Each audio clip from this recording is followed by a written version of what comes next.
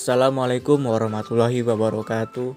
Saya Dimas Alfitra, NIM 12020 710143 dari kelas Ilmu Hukum A, mata kuliah Hukum Laut. Dibuatnya video ini yaitu untuk memenuhi UTS Hukum Laut dengan dosen Bapak Dr. Muhammad Darwis SHI SHMH. Ada 3 materi yang akan saya sampaikan. Yang pertama tentang perairan pedalaman, yang kedua laut teritorial, dan yang ketiga yaitu zona tambahan. Perairan pedalaman adalah perairan yang ditutup oleh garis dasar penutup teluk, muara, pelabuhan, dan garis-garis dasar yang menutup lekukan di pantai sampai 100 mil laut dan maksimum 125 mil laut. Dengan kata lain, perairan pedalaman adalah bagian dari laut yang berada ke arah daratan dari garis dasar kepulauan. Di perairan pedalaman, kedaulatan negara sama dengan yang dijalankan di daratan.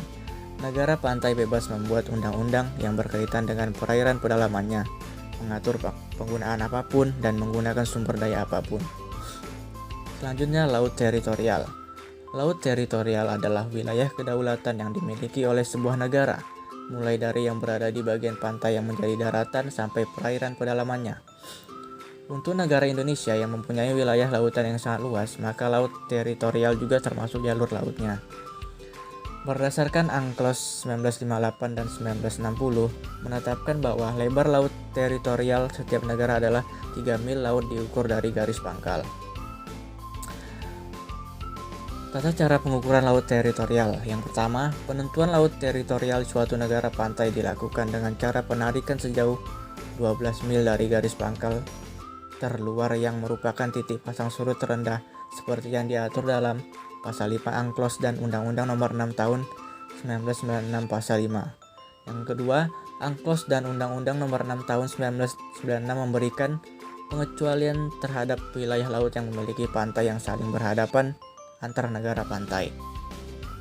Selanjutnya, dalam Pasal 10 Undang-Undang Nomor 6 Tahun 1996 juga menyebutkan bahwa dalam hal pantai Indonesia yang letaknya berhadapan atau berdampingan dengan negara lain, kecuali ada persetujuan yang sebaliknya. Selanjutnya, prinsip-prinsip pengukuran laut teritorial.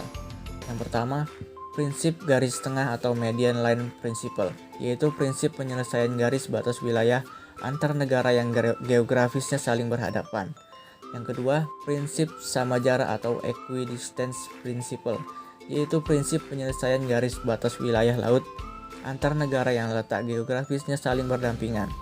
Yang ketiga, prinsip keadilan atau equitable principle, yaitu prinsip penyelesaian batas wilayah laut didasarkan pada keadilan dan bukan didasarkan pada kondisi fisik alamiah semata. Prinsip keadilan tersebut dijadikan landasan karena dalam perundingan penyelesaian batas wilayah tersebut dipertaruhkan kepentingan ekonomi, sosial, dan budaya dari salah satu negara yang menjadi pihak dalam perundingan. Yang keempat, prinsip kelanjutan alamiah atau natural prolongation principle, yaitu prinsip penyelesaian batas landas kontinen yang didasarkan pada kelanjutan ciri-ciri alamiah dari daratan sampai dasar laut. Selanjutnya, zona tambahan. Zona tambahan adalah letak laut dari sisi terluar dari garis pangkal laut yang sudah ditetapkan dan tidak melebihi 24 mil laut. Manfaat dari zona tambahan bagi suatu negara adalah untuk mencegah beberapa pelanggaran seperti bea cukai, fiskal, imigrasi, dan perikanan. Menurut Pasal 33 Ayat 2 Konvensi Hukum Laut 1982, zona tambahan tidak boleh melebihi 24 mil laut dari garis pangkal dari mana lebar laut teritorial itu diukur. Kewenangan negara pada zona tambahan. Yang pertama, dalam Pasal 24 Konvensi Jenewa 1958 tentang hukum laut teritorial dan zona tambahan disebutkan bahwa di zona tambahan negara pantai dapat melaksanakan pengawasan yang dibutuhkan untuk A. Mencegah pelanggaran peraturan tentang bea cukai, imigrasi, atau saniter dalam wilayah atau di laut teritorialnya.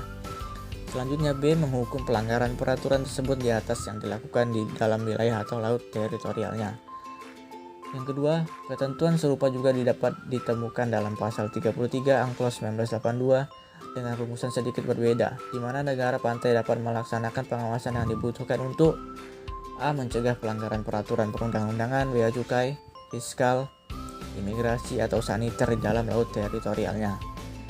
B. Menghukum pelanggaran peraturan perundang-undangan tersebut di atas yang dilakukan di dalam wilayah atau laut teritorialnya. Baiklah, mungkin cuma itu yang dapat saya sampaikan. Apabila ada kesalahan saya mohon maaf. Wassalamualaikum warahmatullahi wabarakatuh.